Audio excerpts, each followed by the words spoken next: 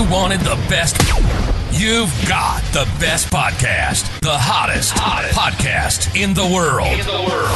The Chris Voss Show, the preeminent podcast with guests so smart you may experience serious brain bleed. The CEOs, authors, thought leaders, visionaries, and motivators.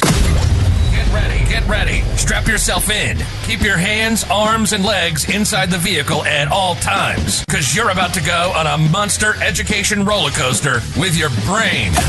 Now, here's your host, Chris Voss. Hi, folks. Voss here from thechrisvossshow.com. The latest know when the shrill lady sings those notes that bring you the ear brain bleed that we talk about at the beginning of the show. That's when you know the show's started. Go to goodreads.com/Chris Voss for your family, show, friends, and relatives of the show. Facebook.com/Chris Voss. YouTube.com/Chris Voss. Chris Voss on the TikTok. And Jesus, we're everywhere. I mean, it's the Chris Voss Show. What do you want from us after 16 years? Today we had an amazing young man on the show. We're going to be talking about his hot new book. It's just coming off the presses, and you can enjoy it as well. Today we're going to be talking with Scott Harris.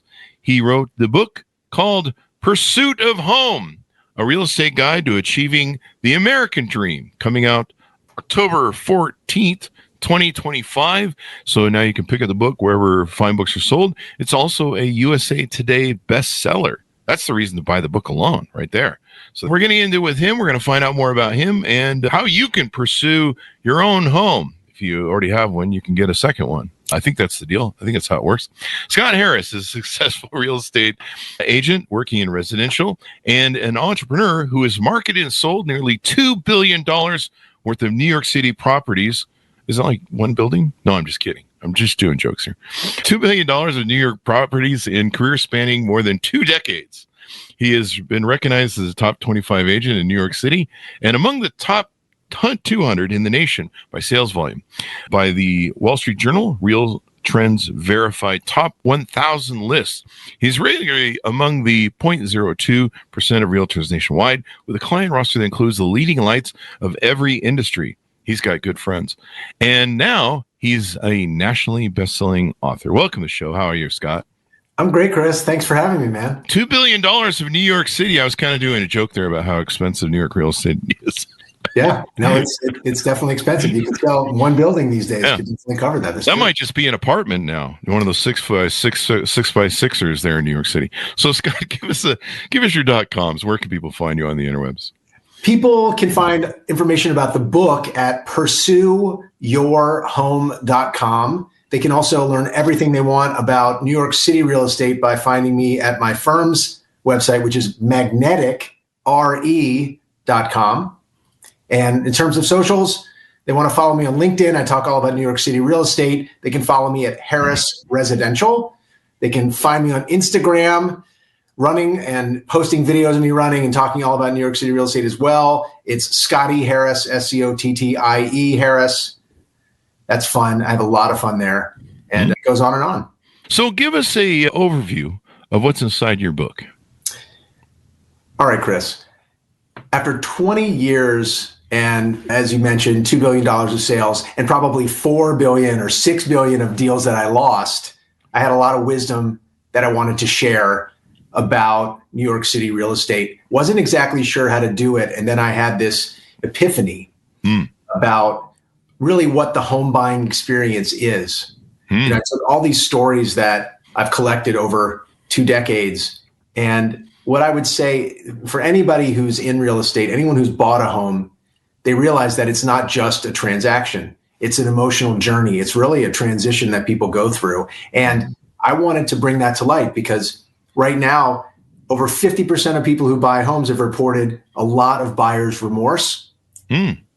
Something is broken with the system. It's because reality TV doesn't reflect what's going on when you go to buy a home. Social media isn't reflecting what's going on when you buy a home. What's actually happening is this emotional journey. There's this emotional world that is underneath the transaction. And I wrote a book to guide people through the emotional journey. You know, all the different points that people are actually going to go through and how to do it and have a better outcome, find that dream home they're looking for, have more fun in the process, and really use that home to be a launch pad for the life that they want to create. I mean, so do you find that people are maybe making the reason they're dissatisfied maybe with their choices is maybe they're pulling the trigger maybe too soon, or they don't understand, why they're making these emotional decisions, and then if they get a home, there's buyer's remorse maybe. Is that kind of the playthrough? People can have buyer's remorse for a number of reasons. Of course, the top line could be that they just overpaid. They just paid too much, and they feel like they didn't get the value they expected. And they certainly, that's a tough pill to swallow. Or maybe the market dropped a little bit after they bought.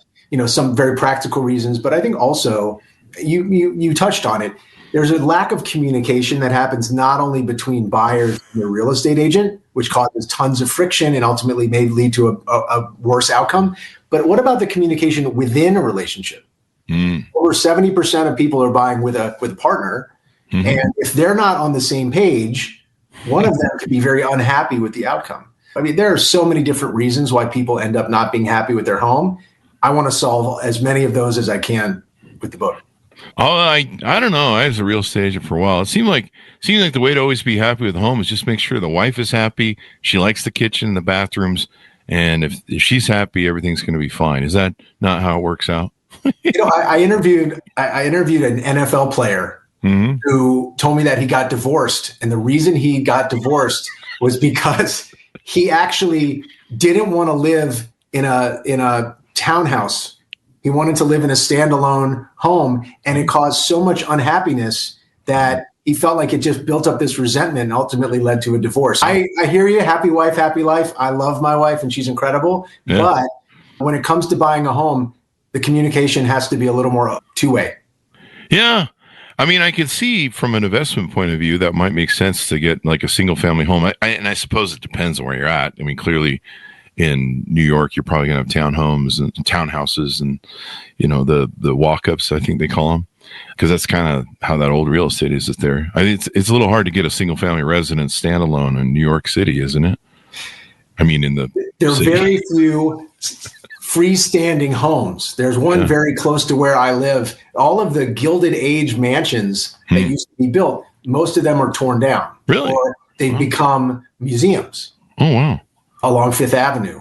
There's one near my home it's this stunning white marble building that was built by a cotton merchant in the late 1800s. And it's one of the few houses that stood the test of time. I walked through before they did probably a $15 million renovation.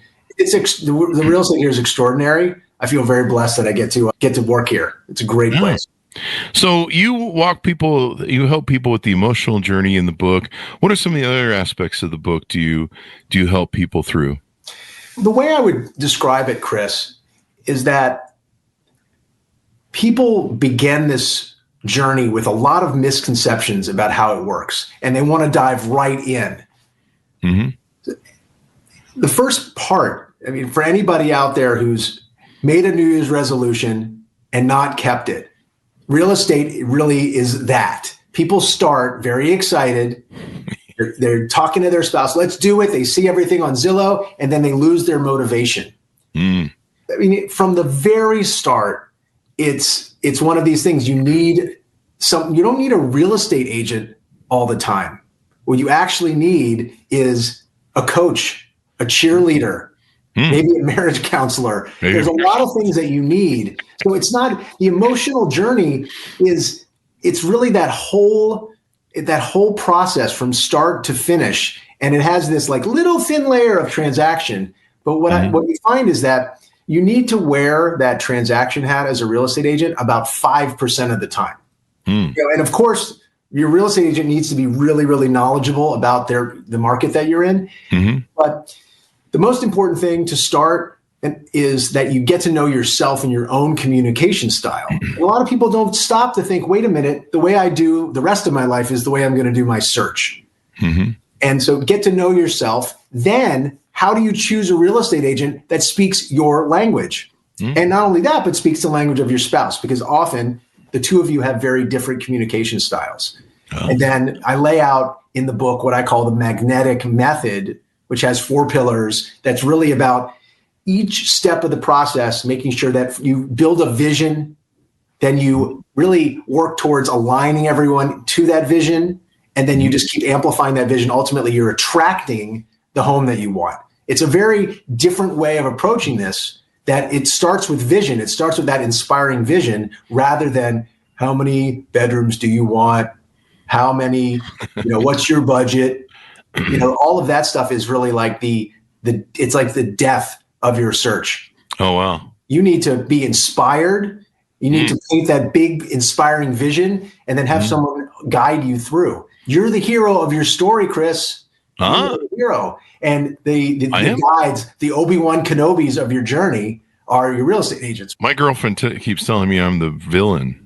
So the Darth Vader. You may be the Darth Vader. Explains my first 9 marriages or divorces. But no, I love that. You're the hero of your story. One of the things you talk about in the book is your buyer personality, including your pre-existing real estate baggage. This sounds like a relationship issue, going into relationships with your relationship baggage. What is that about? Tell us about what is your real estate baggage you need to clean up, and what is your buyer personality? It's easier to explain in a story. I had a couple who were looking to buy an apartment. Actually, they were looking to buy a townhouse. So you were just talking about, how people buy, full buildings in New York. And they were in their early 40s and had just gotten married, wanted to have a child. If you can imagine your early 40s, you're in a little bit of a rush to have that kid because, the clock is ticking. And they were so excited. And then we looked at 20 houses and they found something they liked. They bid on it. And then as soon as they had the accepted offer, that's when the real estate baggage, that's when that emotional baggage kicked in. He was incredibly like a negotiator. He had to, just every single penny. And she was very mistrustful. So between the two of them, she thought that everybody was out to get her. She was a trust fund kid. Okay. And he was just worried about negotiating the best deal. Well, let me just cut to the chase. They ended up negotiating themselves out of a deal. The deal died, and somebody else bought it for $1 million more than they would have paid. And so what happens is it's like a rabbit, that mechanical rabbit that the greyhound chases at the track. Yeah. It's when the greyhound catches the rabbit, they don't even know what to do. It's like short circuits your brain. And then all those emotions, if you have money issues, if you have trust issues, they all come out to play, Chris. Okay. Yeah. So that's the real estate baggage that you're carrying around with you. And so what I try to do is point out all the different kinds of things that can come out and try to sabotage. I call them your real estate guests. They're showing up to your house and they're really causing mayhem. And it's actually like a self-sabotage, and it happens all the time. Real estate agents are shaking their heads. Yes, it happens all the time.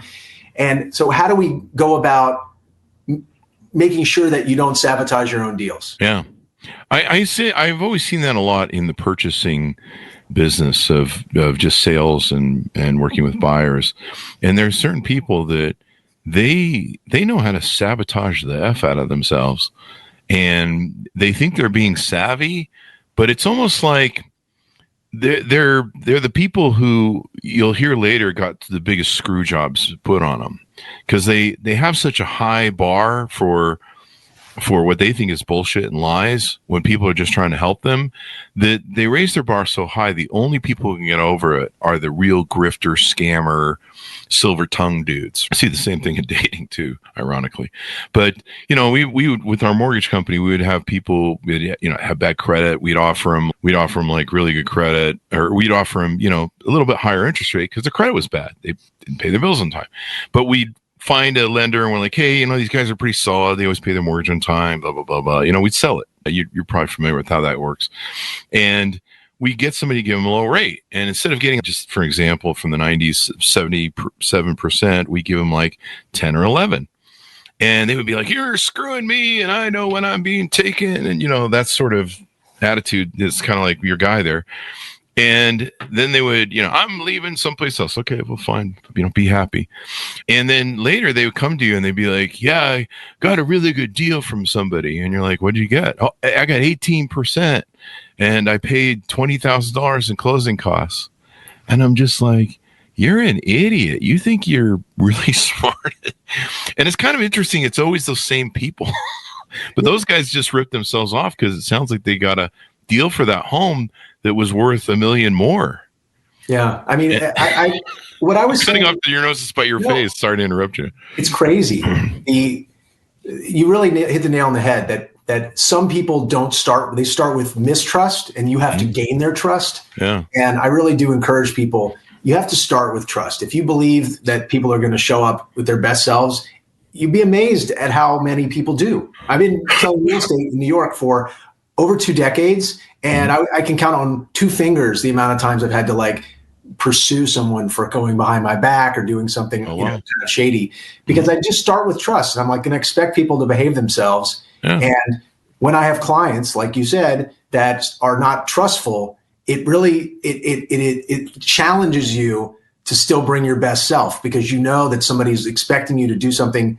When people expect you to bring their worst, guess what happens? Just like you said, I think it really does bring out the worst in you too. Yeah. I mean, it really does. In your book, you talk about, so do people need to buy your book and sit down and read it so they understand how to get rid of their real estate baggage? They need to see a therapist at all? Or maybe you guys need to have some realtor therapist, maybe real estate.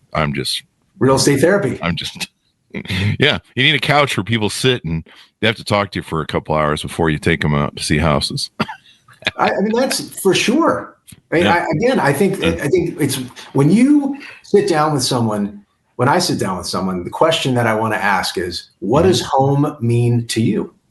And what I found is I haven't found another question that cuts through the noise more. The most jaded person, somebody who's focused only on the dollars and cents, all of a sudden it short circuits their brain. They have to go, wait a second. What is home? It's not about a great deal. It becomes about, you got to live in it. What does this actually mean to me? Yeah. And you find that you can, I really do think that good agents have to be provocative enough to cut through and get to the truth of the matter. It's often like a neck down answer than a neck up answer. I really, one of the things I recommend to people, and you can't necessarily do it just like this in every market, but I encourage people to make more offers than they think they need to make. Because the only true way to know whether you like something or not is to really put yourself to the test. And the only way to really do that is either have a thought exercise where you're like, okay, if you won this property, how are you going to feel? Or if you lost this property, how are you going to feel? That's a question that a lot of real estate agents ask. But if you make an actual offer and the seller accepts it and you feel nothing, there's your answer. So if you're just treating it like a money deal, you're right. You're going to live in this. You're going to raise your children. Your children are going to play in it.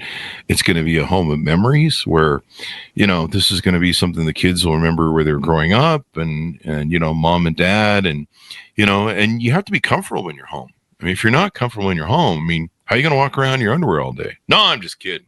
So, but yeah, these are aspects to talk about. No one talks about this, at least from what I've ever seen in the real estate business. No one talks about these emotional and empirical sort of trying to find what really fits. One of the things you talk about is finding an agent who best suits your communication style. Why is that important? We've all had that feeling when you feel like you're being sold. And part of that feeling is that the agent isn't really listening to you. They're trying to just tell you how much they know. They're trying to sell you a house. Let's just get you a house. But sometimes when you feel that way, it's because they're speaking in a certain style that doesn't suit you. And I go into in the book, and you don't have to buy the book you can do some free resources from the website, but you take a little assessment, takes 5 minutes max, and you get to know your own communication style. Most people are very data driven. Like 40% of people are really focused on getting the data, making sure that they don't make a mistake, and that person, it's so common, they take a longer time to buy a home. If you're a real estate agent and you're like, oh, it's a great house, it's a great deal, and you're not speaking with enough detail, that buyer is going to get turned off because he or she needs more numbers, more data. And if you're like a CEO type, that's just give it to me in bullet points, to make sure I know that you know what you're talking about, and then give it to me in bullet points. And is it a good value? Does my spouse like it? That kind of thing. And you start giving them 2 pages of data, you're not listening to them either. The agent that works best for you is going to give you the information and support you in a way that you feel seen and heard and understood. Oh. And it's the most important thing, Chris. There are agents that have been doing this for 5 minutes, who care and who have a team behind them that really knows things, and they're good listeners. And there are people who have been doing this for 25 years who are bad listeners, who are just, they're just get the deal done. And I think ultimately, if you slow down and become a better listener, and you really exhibit more emotional intelligence, that is how you, as a real estate agent, are going to be more successful. You're going to help people find more homes, because it actually, by slowing down, you're actually hearing what people are saying and not saying, and it accelerates your ability. It's the intuition to think of homes that, I think this would work for you. Can I tell a little story about this? Please do. I had a client who wanted to buy a condo in Columbus Circle, which is right on the southwest corner of Central Park. By the way, if anybody freaks out about the numbers I throw around, you can just take away a 0. But he wanted to spend like $1.5 million for a 1-bedroom apartment. Yeah. And we went and looked around, and I believe it or not, it wasn't like the greatest budget for this, what he was looking for. And we saw about 5 places, and let's take a pit stop for coffee. We sat down, and it was clear he hated everything. I was like, okay, what are you actually looking for? I want to be like in a place where I get a feeling of the bustle in the city, and I can go do the things I want to do. I'm like, so it's not really that you want to be in this area. And are you going to use it for investment? No. So the condo is not as important. In New York, we have this thing called co-ops that are like kind of like little country clubs in buildings. So I have an idea. I have this idea. All of a sudden, this idea came to me for this apartment that I knew about on the other side of the park that was even bigger, and it was like 40% less expensive than what he wanted to spend. And sure enough, it was perfect. It was exactly what he wanted. And I think that happened because I was willing to just listen to what he had to say. Tell me more. Tell me more. What are you about? People are so busy looking at a checklist, Chris, that they forget that there's a person in front of them. Yeah. That's the mistake I think a lot of agents make. And, that's the long way around to saying that a good agent really, really, really puts the person first. And is just actually listening and not just waiting to respond. Yeah. With what they think the person should have. I totally agree with you. In sales, I learned a long time ago to train people when they first call the clients or the prospects, ask them, what are you trying to accomplish? And shut the fuck up and listen. And it's so amazing, because when you ask people, what are you trying to accomplish? Because most of our sales at the time, we had multiple companies, but our biggest one was a mortgage. And, you're dealing with kind of the same thing you've talked about in real estate, where people kind of look at how many bedrooms, they look at the what would you call it? They look at the structural sort of nature of it instead of the emotional structure of it. So, they're like, I want a 15-year mortgage and I want a good rate and how's my credit, yada. But really, asking people, what are you trying to accomplish? Oh, I need a mortgage because I've got to pay off $30,000 worth of credit card debt. I'm sending my kid to college. I'm trying to get my rate lowered, and so I can save more money every month. And, and listening for those things, you understand what their motivation is. And then, you can suggest, you're trying to pay off your mortgage quicker. People would be like, hey, I want 15 years so I can pay off my mortgage quicker. And that's not going to work with your debt to income. Here's what you can do.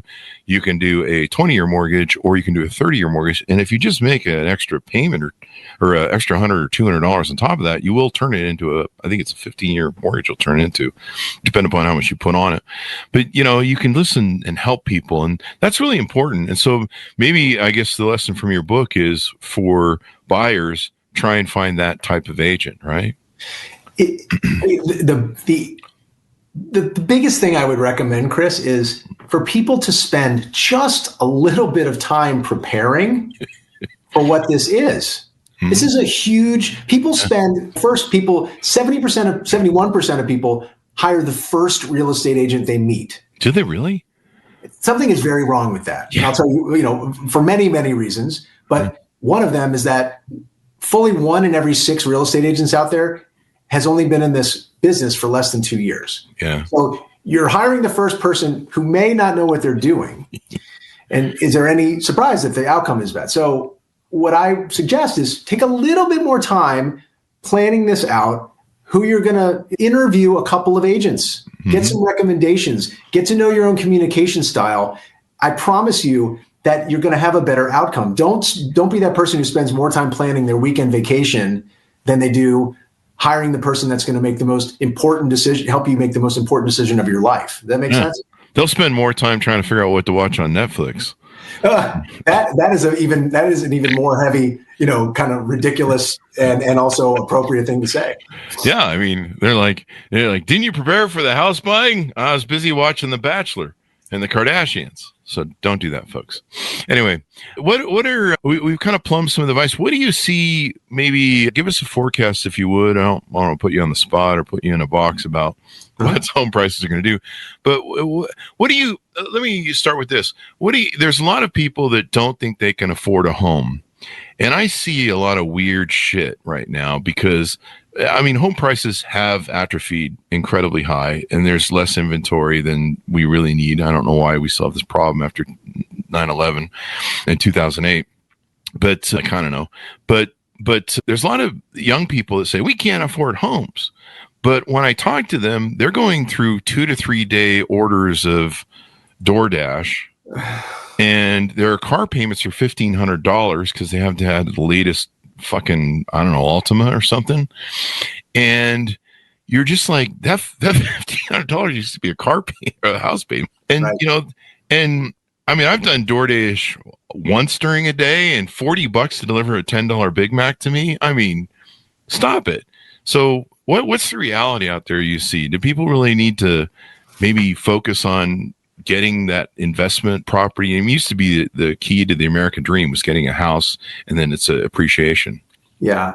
First, I mean, I'm not the one to scold anyone and into saying stop buying your Starbucks and all that kind of stuff. I mean, I think I'll leave that to the budget experts, to the Susie Ormans of the world. Okay. But the truth is 1 in 5 people, that are in Gen Z or millennials, are saying that they feel like they'll never be able to afford a home. Mm-hmm. So my heart goes out to them. It's really heartbreaking to hear people say, to believe that they're not going to be able to do it. Mm-hmm. So I mean, first and foremost, I would say that an agent's superpower is believing that it is possible for you, right? That we're going to make it happen, certainty. And then let that person, that buyer, borrow my belief in them until they believe in it themselves. So it starts with belief. It starts with believing until you see it. Most people say seeing is believing. In the book, I say believing is seeing, that you have to manifest this. And I know it gets a little woo-woo for people. You paint a picture of what you're looking to do, and then you make that picture clearer and clearer, and you really do learn what you love. You'd be shocked. And I've talked to dozens and dozens of real estate agents who have the same story. The person's looking, about to give up, and the agent's like, please keep believing in this. It's going to happen. And then the next day or the next week, they find a home that they would love. It happened again and again. Or, the buyer found some random house that it turns out to be perfect for them. Or their friend calls and says, hey, I drove by this house and it was perfect for me. So I just want to end with a story. There was an agent in Westchester, which is a bedroom community area near New York City. She was working with his executive, and they were looking for houses, and she was getting frustrated. She couldn't find a house for this guy. He was getting frustrated. He couldn't find a house. And she saw something come on the market, and she kind of dismissed it because it backed up to train tracks. And she gets a call later that day from the buyer, said, I found this perfect house for me. It turns out the most important piece of information that he didn't share is that his son has autism and is obsessed with trains. And so this was the perfect house for them. And it was one of those things, they had a good relationship, they had built trust, and it worked out. But, you need to have that kind of trust and faith in relationship so that it eventually happens. And I think that, that's really important to people to know. You think it can happen. What's the saying that Henry Ford, whether you can or you can't, whatever you think you can, you think you can't, you're right. So I think it's it's important for people to really think about the mindset that they come in. Yes, rates are high. Yes, inventory is low. I think ultimately there are opportunities in every market. You've got to surround yourself with a team that is solution oriented, not problem oriented. I think it works out just fine. What do you think about the future of the market? Is homes going to keep appreciating? Is there a drop in home prices that are going to happen? What do you see the future as? Every market's a little bit different. There's a lot of volatility out there, that is for sure. But there's some magic number out there, Chris, where if the mortgage rates hit just a little bit lower than they are, I think that sort of stimulates the market enough and will start to bring markets around the country back to a level of health where sellers feel they can move and find something that's appropriate for them, that rates are low enough they can trade into something smaller. And I think ultimately, you see a lot of investor class, the sort of corporate investors, maybe not as active as they were on single family homes. So my hope is that there's a little bit more inventory, that rates come down a little bit and it just becomes a little healthier and more active.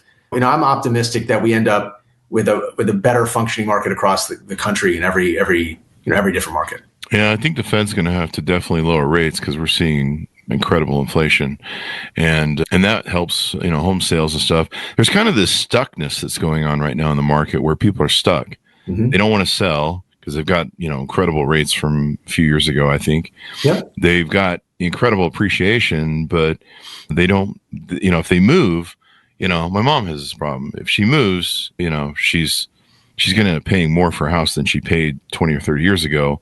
She has incredible equity in her house now, but if she moves, she actually kind of screws herself with the new home prices that are out there and affordability.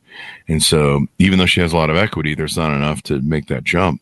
And a lot of people are like that. I was reading, I can't remember I don't know if it was Economist or The Atlantic or something, but there's a lot of people stuck right now. It's kind of interesting. It's kind of an interesting thing where there's not a lot of trade going on. I think that, again, the job of a real estate agent is to get you off the couch, to inspire you to take some action.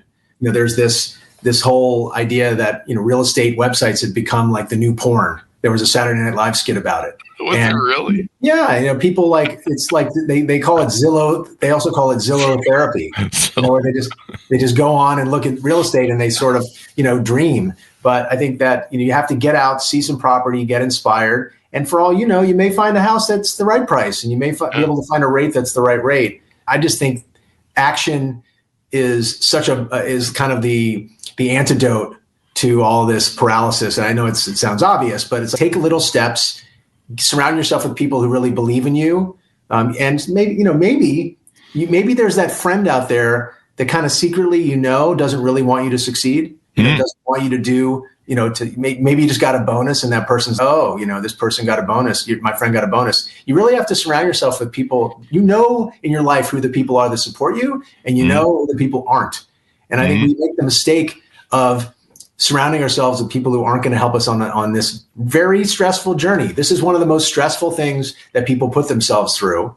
And since 65% of Americans do it, many people have already been through this journey. And those are the people that can support you and say, okay, I understand it's stressful. I remember that. I sort of vaguely remember it. But you got to surround yourself with people who really care about you, that are going to cheerlead you. And one of those people is also your real estate agent. I surround myself with people who hate me, and that kind of drives me. Knowing my enemies are out to get me keeps me moving. Yeah. There's that one with the knife that I'm always trying to outrun in my dreams, nightmares. Love it. So that are my first 9 marriages. Anyway, so I think I think you have some great points, and I'm glad you're giving people this depth to the book, because you can't win the game as you've been saying unless you're playing on the field. That's so if you're just sitting on the sidelines, it's hard to win. And when deals come up, you got to be able to hit them and grab them. It's probably still a tight market that way. Yeah, you have to be opportunistic. And the only way, I can't tell you this is a great deal. I mean, I can till I'm blue in the face, but you're not going to believe me unless you've done enough of the work yourself to be educated, to feel confident. So, I mean, all the work is so that you're ready when that right thing comes along, when that thing gets attracted to you, you're ready. Your vision is clear. You're aligned with your partner. You're activated and ready to go. And then you attract that property and boom, it happens. You attract the property. All right. That's what the magnetic method's about, Chris. It's kind of how it's, and that's a portion of, I believe that's the title of your company or a website. Yes, or magnetic. Tell us about that a little bit. Let's get a plug in for that. Yeah. So I wrote the book while I was considering launching my firm. I have a boutique company that I launched about a year ago. Mm-hmm. And as I thought of the magnetic method, which is really the sort of counterintuitive way that I help people, and I've helped people buy a lot of property, that method that I talk about in the book informed how I wanted to call, my company Magnetic. Mm-hmm. And it's really about attracting what matters most to you. And so we go through these 4 steps of the magnetic method, and it's worked out great. I feel really honored to get to help some really special people in New York City. And really, I wrote this book so I could help people across the country. But if people want to learn more about New York City real estate, they can certainly go to magneticre.com, learn about what's on offer in the New York City real estate market. But I really did write this book because I wanted to make an impact and change the conversation around the country about what's possible when you find a home that you love and how to make it possible. Yeah, I love it. I was a real estate agent for 6 years, and you're right. A lot of people don't talk about this stuff. It's all about the semantics of how many bedrooms and bath you want, and what type of kitchen, what do you want in it, and how many car garage, and there's no emotional. I mean, it's like there's no feeling to that aspect of it. And, talking to people about what they want to emotionally do and helping them be more prepared with your book, I think is really important because, you only have so much time as a real estate agent to really train or work with people. You can't sit down and read them your book, maybe page by page. But I think it's indispensable what you've done. Is the book good for maybe other real estate agents out there in the market? Yeah. So when I wrote the book, it really was geared. I actually wrote it with my brother in mind. I have a brother who's 36, 35, and he hadn't bought a house yet. And I was like, what is my brother? What would I tell my brother? How would I distill everything that I wanted to do to tell him how to buy a home? How to surround himself with the right people so he can, really, and what are the roadblocks so he's really ready for when that opportunity comes by. And then I realized over time wait a minute, I've laid out how to get into the minds of home buyers. What do they really go through? And so I realized this is really a book that agents want their clients to buy and read. Mm-hmm. And it's a book that buyers want their agents to read. If agents are able to up their emotional intelligence, everybody wins. Yeah. So I've gotten great feedback from real estate agents across the country. I've started to do some speaking real estate companies about what's possible when you really put the client first. Mm-hmm. And, I start to sound like Jerry Maguire, fewer clients, less money, that kind of thing, But the truth is, I actually think that it's the opposite. It's like, you just work on your clients, you listen to them, and then you actually do better. I mean, that's how I found it's when you really focus on creating this like incredible level of customer service, your business explodes. And it's wonderful because you're good. And then you're helping other people, and like better that you help them than some agent who doesn't know what they're doing.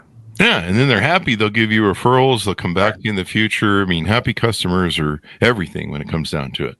So give us your final pitch out on people to order up the book and what .coms to look at to get to know you better. Sure.